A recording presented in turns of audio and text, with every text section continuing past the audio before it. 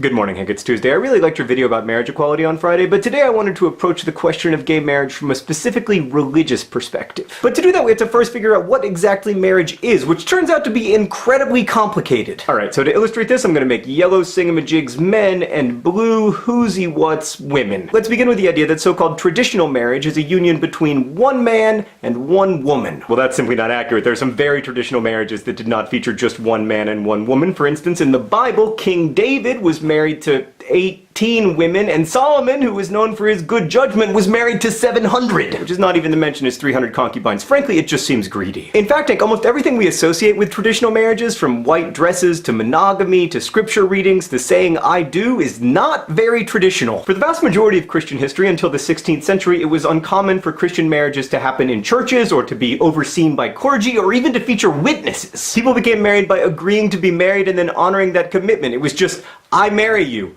I marry you. Married. And then often, although not always, they'd let the church know that they got married because the church kept the records. Furthermore, the idea that marriages always occur between one man and one woman implied that everyone is either a man or a woman, which is simply not the case, and it never has been. A significant portion of the human population, somewhere around 0.5%, has always been intersex. Intersex people may be chromosomally XXY or XYY or have androgen insensitivity syndrome or a bunch of other conditions that make them neither unambiguously male nor unambiguously female. Historically, many of these people have gotten married without the social order falling apart, and many of them still get married today, but laws like the one just voted on in North Carolina make it unclear whether intersex people are allowed to marry anyone. Right, so marriage and sex turn out to be very complicated. Well, I'm about to make it more complicated. So to many religious people, including lots of Christians, Jews, and Muslims, marriage is not just a legal agreement, but a covenant. You're making a promise to God that you will stick together for life. And for many religious people, marriage is only really marriage if that covenant is involved. And that means that for lots of those people, gay marriage is impossible because homosexual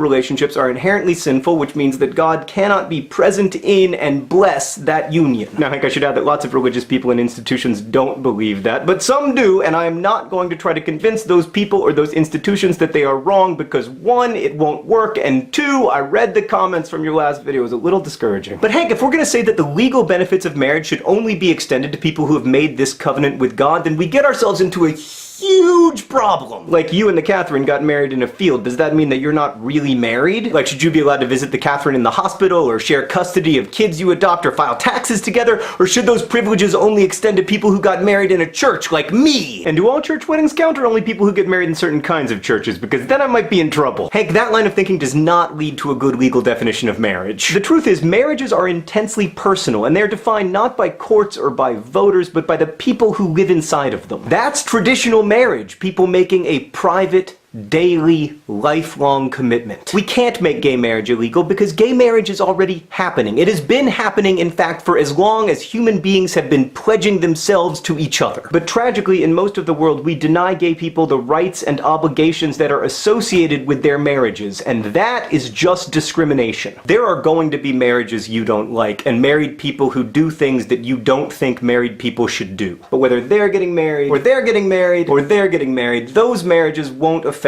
yours. Hank, I'll see you on Friday.